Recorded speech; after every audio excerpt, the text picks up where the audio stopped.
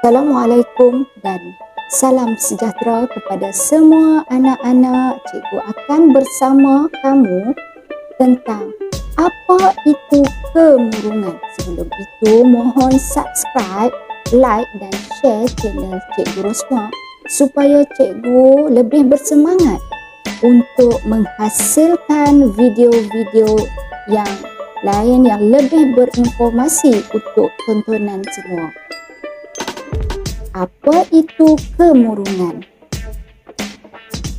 Menurut sumber dari Dr. Sakinah Saleh pada tahun 2020, kemurungan adalah gangguan perasaan yang menyebabkan seseorang itu merasa sedih berpanjangan, keletihan dan kehilangan tenaga, cepat marah serta hilang minat dalam aktiviti harian.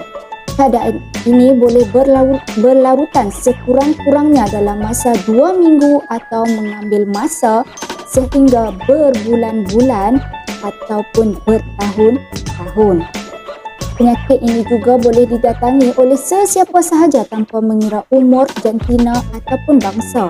Penyakit kemurungan dikategorikan sebagai penyakit mental yang banyak berlaku kepada kita. Malangnya, ramai yang tidak mengetahui implikasi penyakit ini akibat kurangnya pendedahan dan tidak dirawat dari awal. Akhirnya penyakit menjadi teruk dan memerlukan rawatan rapi. Hampir semua pesakit ini mengalami gejala kemurungan dan rendah diri serta hilang minat terhadap sesuatu aktiviti yang sebelum ini digemari oleh mereka. Bagi pesakit yang mengalami kemurungan, meluahkan apa yang terbuku di hati mungkin jalan terbaik bagi melegakan perasaan ataupun emosi. Apa yang perlu bukan sahaja bertemu dengan doktor ataupun pakar berkenaan, tetapi pesakit juga perlu berkomunikasi atau menyampaikan perasaan mereka kepada orang yang tersayang. Komunikasi yang baik adalah terapi yang amat penting bagi membantu pesakit untuk pulih. Sesetengah masyarakat berpendapat masalah kemurungan ini adalah penyakit yang berpunca daripada minda, tetapi kemurungan juga disebabkan tekanan hidup yang bercampur daripada aspek emosi sehingga menghimpit kehidupan tanpa ada jalan penyelesaian. Pesakit yang mengalami masalah kemurungan seringkali mengalami perasaan sedih, rasa cemas, mudah marah diri, rasa bersalah tidak bertempat, rasa tidak berupaya dan gelisah. Mereka juga sukar menumpukan perhatian dan mengingati maklumat atau sukar membuat keputusan. Pesakit juga mungkin menyisihkan diri daripada masyarakat, keluarga ataupun rakan. Ada kemungkinan juga wujud perasaan mahu ataupun cubaan membunuh diri. Penyakit kemurungan sudah menjadi istilah yang sebati dalam kalangan masyarakat ketika ini. Namun tiada siapa tahu kesengsaraan di sebalik penyakit ini jika tidak pernah mengalaminya.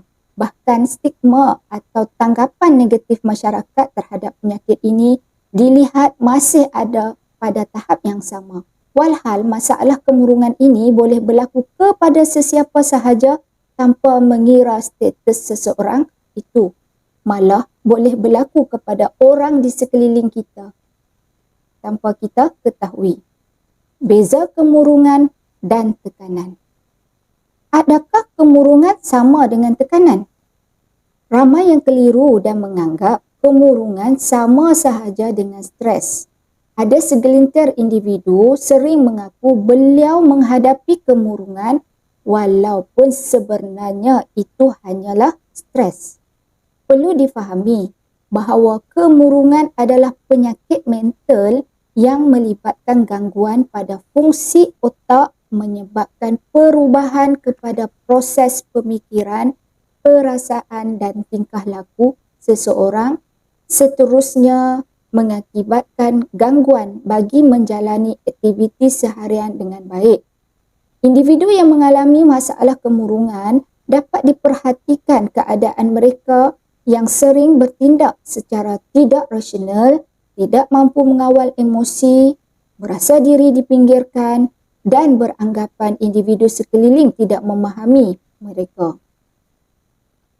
Kemurungan cenderung membuatkan diri mudah berasa letih walaupun tidak bekerja berat serta sukar mendapatkan tidur yang lena. Kesannya membuatkan individu rasa tidak bertenaga. Simptom utama kemurungan adalah berfikiran negatif yang dapat merosakkan pemikiran jika tidak mendapat sokongan dan tidak dirawat lebih awal. Individu yang mengalami kemurungan juga cenderung untuk membunuh diri. Sebenarnya, individu yang mengalami masalah kesihatan mental atau gangguan mental jarang sekali mahu mengaku mereka sebenarnya berada dalam keadaan murung. Ini kerana terdapat segelintir masyarakat yang melabel dengan gelaran yang tidak sesuai kepada pesakit ini. Tekanan atau stres adalah perasaan yang dialami oleh individu yang berada di bawah tekanan mental atau tekanan emosi yang terlalu berat. Biasanya tekanan ini dicetuskan oleh sesuatu peristiwa yang berlaku dalam kehidupan yang dialami oleh individu berkenaan secara peribadi. Tekanan ini memberikan bebanan berat kepada individu hingga membawa kepada perasaan yang tidak dapat dibendung olehnya. Contoh tekanan yang biasa dihadapi adalah belajar. Semua orang pasti ada pengalaman tersendiri apabila berdepan tekanan belajar, terutamanya apabila bakal menghadapi peperiksaan. Perasaan berdebar tidak dapat dielakkan. Sama juga apabila ada tugasan seperti pembentangan kajian. Pasti kita berasa gugup.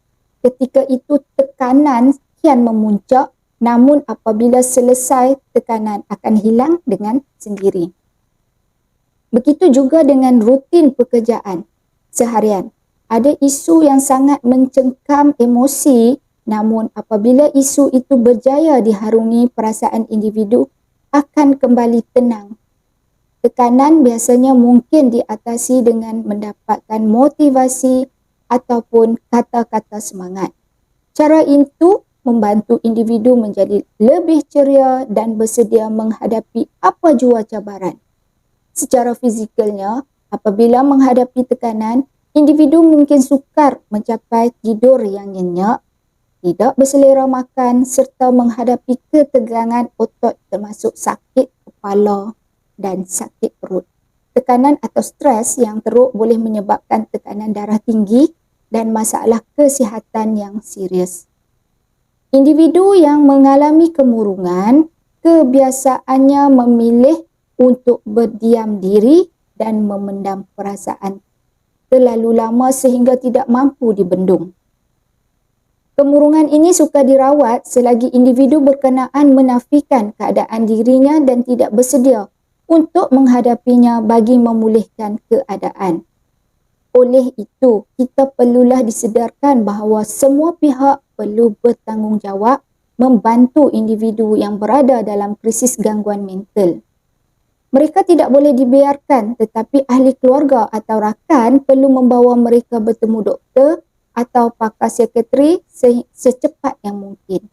Sekian, terima kasih. Assalamualaikum warahmatullahi wabarakatuh. Bye.